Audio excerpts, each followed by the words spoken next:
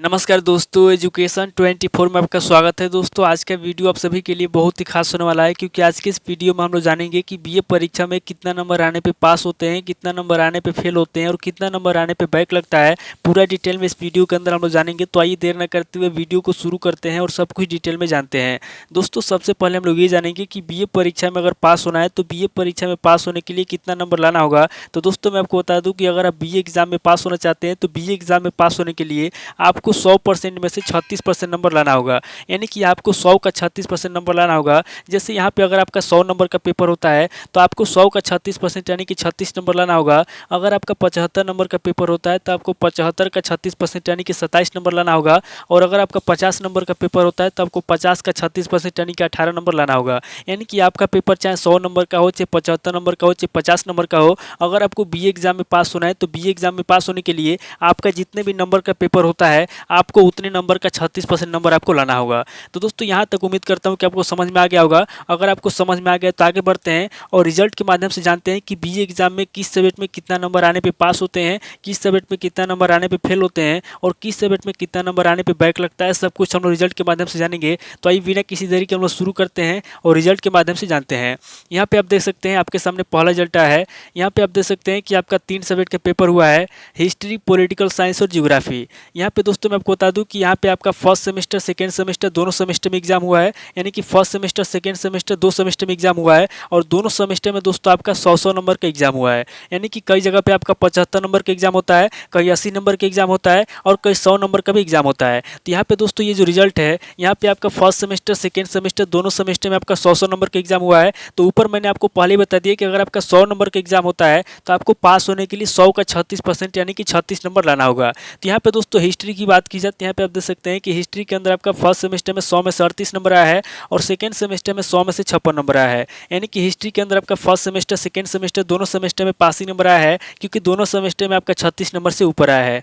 अब political science की बात की जाए तो यहाँ पे आप देख सकते हैं कि पॉलिटिकल साइंस के अंदर आपका फर्स्ट सेमेस्टर में 100 में से 42 नंबर आया है और सेकेंड सेमेस्टर में 100 में से 38 नंबर आया है। यानी कि पॉलिटिकल साइंस के अंदर भी आपका फर्स्ट सेमेस्टर, सेकेंड सेमेस्टर दोनों सेमेस्टर में पासिंग नंबर आया है, क्योंकि दोनों सेमेस्टर में आपका 36 नंबर से ऊपर आया है। और यहाँ पे दोस्तों ज्योग्राफी की बात की जाए, यहाँ पे दोस्तों आपका हिस्ट्री और पॉलिटिकल साइंस में दोनों सेमेस्टर में 100 नंबर का पेपर हुआ है। और यहाँ पे दोस्तों आपका जो ज्योग्राफी है, ज्योग्राफी के अंदर आपका फर्स्ट सेमेस्टर, सेकेंड सेमेस्टर दोनों सेमेस्टर में 75 नंबर का पेपर हुआ है, क्योंकि यहाँ पे दोस्तों ज्योग्राफी के अंदर आपका प्रैक्टिकल भी हुआ है। तो यहाँ पे दोस्तों ये आपका फर्स्ट सेमेस्टर, सेकेंड सेमेस्टर दोनों सेमेस्टर में 75 नंबर का पेपर हुआ है। ज्योग्राफी की बात की जाए तो यहाँ पे आपका ज्योग्राफी के अंदर फर्स्ट सेमेस्टर में 75 में से 28 नंबर आया है और सेकेंड सेमेस्टर में 75 में से 22 नंबर आया है। और दोस्तों मैंने आपको पहले बता दिया कि अगर आपका 75 नंबर का पेपर होता है तो आपको पास होने के लिए 75 का 36% यानी कि 27 नंबर आपको लाना होगा। तो यहाँ पे दोस्तों ज्योग्राफी के अंदर आप देखेंगे तो यहाँ पे ज्योग्राफी के अंदर आपका फर्स्ट सेमेस्टर में 75 में से 28 नंबर आया है, यानी कि 75 में से आपका पासिंग नंबर आ गया, 27 नंबर से ऊपर है। जबकि सेकेंड सेमेस्टर में आपका केवल 22 नंबर है, यानी कि सेकेंड सेमेस्टर में आपका 27 नंबर से कम आया है, क्योंकि यहाँ पे आपका दोनों सेमेस्टर में 75 नंबर का पेपर हुआ है। और ये जो आपका दो सब्जेक्ट है, हिस्ट्री और पॉलिटिकल साइंस, हिस्ट्री और पॉलिटिकल साइंस में आपका दोनों सेमेस्टर में 100 नंबर का एग्जाम हुआ है और ज्योग्राफी के अंदर आपका दोनों सेमेस्टर में 75 नंबर का एग्जाम हुआ है, क्योंकि ज्योग्राफी के अंदर आपका प्रैक्टिकल भी हुआ है। इसलिए प्रैक्टिकल होने की वजह से यहाँ पे आपका जो है कि 75 नंबर का एग्जाम हुआ है। तो यहाँ पे दोस्तों ज्योग्राफी के अंदर आपका फर्स्ट सेमेस्टर में तो पासिंग नंबर आ गया है, लेकिन सेकेंड सेमेस्टर में आपका पासिंग नंबर नहीं आया है, क्योंकि सेकेंड सेमेस्टर में आपका 27 नंबर से कम है, क्योंकि यहाँ पे दोनों में आपका 75 नंबर का एग्जाम हुआ है। और अगर 75 नंबर का एग्जाम होता है तो पास होने के लिए आपको 75 में से कम 27 नंबर आपको लाना होता है। तो यहाँ पे दोस्तों आपका सेकेंड सेमेस्टर में पासिंग नंबर नहीं आया है। और यहाँ पे दोस्तों जो आपका ज्योग्राफी के अंदर प्रैक्टिकल हुआ है, अगर प्रैक्टिकल की बात की जाए तो यहाँ पे आप देख सकते हैं कि प्रैक्टिकल में आपको 42 नंबर मिला है, यानी कि प्रैक्टिकल के अंदर आपको अच्छा खासा नंबर मिला है।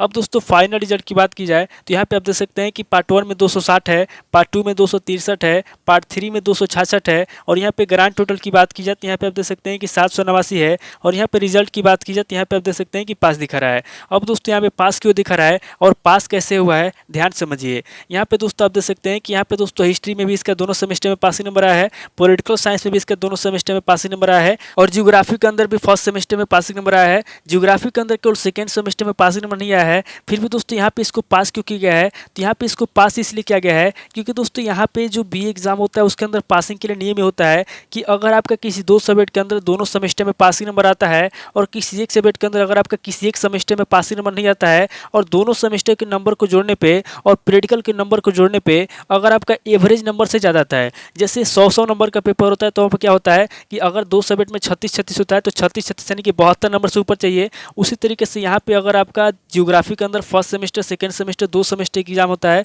और साथ ही साथ आपका प्रैक्टिकल भी होता है, तो प्रैक्टिकल के नंबर को जोड़ने पे और साथ ही साथ सेमेस्टर वाइज के नंबर को जोड़ने पे अगर आपका एवरेज नंबर से ज़्यादा होता है, एवरेज नंबर का मतलब क्या होता है, तो एवरेज का मतलब होता है कि यहाँ पे आपका जो पार्ट 1 पार्ट 2 पार्ट 3 दिया हुआ है इसकी एवरेज नंबर पर अगर देखेंगे तो यहाँ पे 266 है, यानी कि एवरेज नंबर ज़्यादा है। तो एवरेज नंबर ज़्यादा होने की वजह से यहाँ पे इसको पास किया गया है। तो इस बात को याद रखिएगा कि अगर आपका 3 सब्जेक्ट का पेपर होता है और किसी एक सब्जेक्ट के अंदर अगर आपका किसी भी सेमेस्टर में अगर कम नंबर आता है और साथ ही साथ अगर आपका प्रैक्टिकल भी होता है तो उस कंडीशन में दोस्तों दोनों सेमेस्टर के नंबर को जोड़ने पे और प्रैक्टिकल के नंबर को जोड़ने पे अगर आपका एवरेज नंबर से ज़्यादा है तो उस कंडीशन में आपको पास कर दिया जाता है। अब आगे बढ़ते हैं और दूसरे को देखते हैं। यहाँ पे आप दूसरे को देख सकते हैं। यहाँ पर दोस्तों आपका 3 सब्जेक्ट का एग्जाम हुआ है, पॉलिटिकल साइंस, सोशियोलॉजी और ज्योग्राफी। यहाँ पे दोस्तों पॉलिटिकल साइंस और सोशियोलॉजी के अंदर आपका दोनों सेमेस्टर में 100 नंबर का पेपर हुआ है और ज्योग्राफी के अंदर आपका दोनों सेमेस्टर में 75 नंबर का पेपर हुआ है और यहाँ पे ज्योग्राफी के अंदर आपका प्रैक्टिकल भी हुआ है। यहाँ पे पॉलिटिकल साइंस की बात की जाए तो यहाँ पे आप देख सकते हैं कि पॉलिटिकल साइंस के अंदर आपका फर्स्ट सेमेस्टर में 100 में से 52 नंबर आया है और सेकंड सेमेस्टर में 100 में से 74 नंबर आया है। यानी कि पॉलिटिकल साइंस के अंदर आपका फर्स्ट सेमेस्टर सेकंड सेमेस्टर दोनों सेमेस्टर में पासिंग नंबर आया है, क्योंकि दोनों सेमेस्टर में आपका 36 नंबर से ऊपर आया है।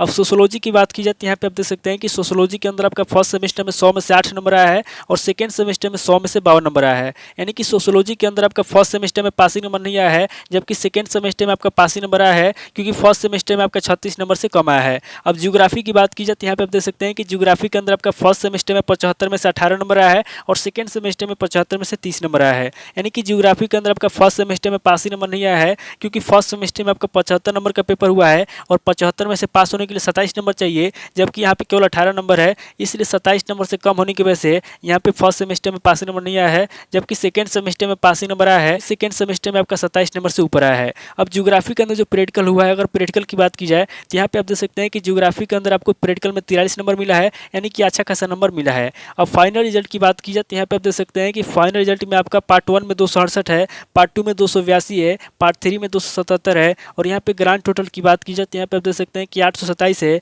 और यहाँ पे रिजल्ट की बात की जाए तो यहाँ पे आप देख सकते हैं कि फेल दिखा रहा है। अब यहाँ पे फेल क्यों दिखा रहा है और यहाँ पे फेल क्यों किया गया है इसको समझिए। यहाँ पे दोस्तों देख सकते हैं कि पॉलिटिकल साइंस में फर्स्ट सेमेस्टर सेकंड सेमेस्टर दोनों सेमेस्टर में पासिंग नंबर आया है और सोशियोलॉजी के अंदर सेकंड सेमेस्टर में पासिंग नंबर आया है और ज्योग्राफी के अंदर भी सेकंड सेमेस्टर में पासिंग नंबर आया है। तो यहाँ पे देखा जाए तो सोशियोलॉजी के अंदर फर्स्ट सेमेस्टर में पासिंग नंबर नहीं आया है और ज्योग्राफी के अंदर भी फर्स्ट सेमेस्टर में पासिंग नंबर नहीं आया है, यानी कि 2 सब्जेक्ट के मिलाकर के 2 सेमेस्टर में पासिंग नंबर नहीं आया है। तो यहाँ पे 2 सब्जेक्ट के मिलाकर के 2 सेमेस्टर में पासिंग नंबर ना आने की वजह से यहाँ पे फेल किया गया है। तो इस बात क्या देखिएगा कि अगर आपका 3 सब्जेक्ट का एग्जाम होता है और उसमें से अगर आपका 2 सब्जेक्ट के मिलाकर के 2 सेमेस्टर में पासिंग नंबर नहीं आता है और प्रैक्टिकल भी हुआ है और एवरेज नंबर से कम आता है तो उस कंडीशन में आपको फेल कर दिया जाएगा। अब आगे बढ़ते हैं और तीसरे को देखते हैं। यहाँ पे दोस्तों आप तीसरे को ध्यान से देखिए। यहाँ पे दोस्तों आपके सामने तीसरा रिजल्ट आया है। यहाँ पे आप देख सकते हैं कि आपका 3 सब्जेक्ट का एग्जाम हुआ है, हिस्ट्री, पॉलिटिकल साइंस और सोशियोलॉजी। यहाँ पे आपका फर्स्ट सेमेस्टर सेकंड सेमेस्टर दोनों सेमेस्टर में आपका 100 नंबर का पेपर हुआ है, यानी कि आपका फर्स्ट सेमेस्टर भी 100 नंबर का, सेकंड सेमेस्टर भी 100 नंबर का। तो यहाँ पे दोस्तों हिस्ट्री की बात की जाए तो यहाँ पे आप देख सकते हैं कि हिस्ट्री के अंदर आपका फर्स्ट सेमेस्टर में 100 में से 19 नंबर आया है और सेकंड सेमेस्टर में 100 में से 45 नंबर आया है। यानी कि हिस्ट्री के अंदर आपका फर्स्ट सेमेस्टर में पासिंग नंबर नहीं आया है, जबकि सेकंड सेमेस्टर में पासिंग नंबर आया है, क्योंकि फर्स्ट सेमेस्टर में आपका पासिंग नंबर इसलिए नहीं आया है क्योंकि यहाँ पे दोस्तों आपका 36 नंबर से कम है और जबकि आपका 100 नंबर का पेपर होता है तो आपको पास होने के लिए 100 का 36% यानी कि 36 नंबर लाना होता है, जबकि यहाँ पे 36 नंबर से कम है, इसलिए हिस्ट्री के अंदर आपका फर्स्ट सेमेस्टर में पासिंग नंबर नहीं आया है। अब पॉलिटिकल साइंस की बात की जाए तो यहाँ पे आप देख सकते हैं कि पॉलिटिकल साइंस के अंदर आपका फर्स्ट सेमेस्टर में 100 में से 36 नंबर आया है और सेकंड सेमेस्टर में 100 में से 38 नंबर आया है। यानी कि पॉलिटिकल साइंस के अंदर आपका फर्स्ट सेमेस्टर सेकंड सेमेस्टर दोनों सेमेस्टर में पासिंग नंबर आया है, क्योंकि दोनों सेमेस्टर में आपका 36 नंबर से ऊपर आया है। अब सोशियोलॉजी की बात की जाए तो यहाँ पे आप देख सकते हैं कि सोशियोलॉजी के अंदर आपका फर्स्ट सेमेस्टर में 100 में से 27 नंबर आया है और सेकंड सेमेस्टर में 100 में 17 नंबर आया है। यानी कि सोशियोलॉजी के अंदर आपका दोनों सेमेस्टर में पासिंग नंबर नहीं आया है, क्योंकि दोनों सेमेस्टर में आपका 36 नंबर से कम है। तो यहाँ पे दोस्तों फाइनल रिजल्ट की बात की जाए तो यहाँ पे आप देख सकते हैं कि पार्ट 1 में 214 है, पार्ट 2 में 192 है, पार्ट 3 में 224 है और यहाँ पे ग्रांड टोटल की बात की जाए तो यहाँ पे आप देख सकते हैं कि 630 है और यहाँ पे रिजल्ट की बात की जाए तो यहाँ पे आप देख सकते हैं कि फेल दिखा रहा है। अब दोस्तों यहाँ पे फेल क्यों दिखा रहा है और यहाँ पे फेल क्यों हुआ है इसको ध्यान समझिए। यहाँ पे आप देख सकते हैं कि यहाँ पे दोस्तों केवल पॉलिटिकल साइंस के अंदर दोनों सेमेस्टर में पासिंग नंबर आया है, बाकी इसका हिस्ट्री के अंदर फर्स्ट सेमेस्टर में पासिंग नंबर नहीं आया है और सोशियोलॉजी के अंदर दोनों सेमेस्टर में पासिंग नंबर नहीं आया है।